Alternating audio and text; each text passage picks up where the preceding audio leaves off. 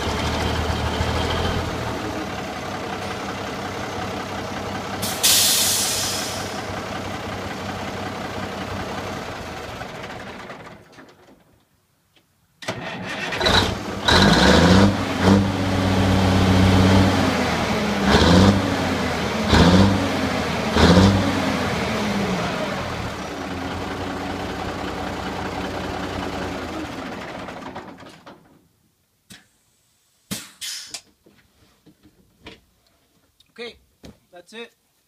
Got any questions, just send me a message on eBay. Thank you.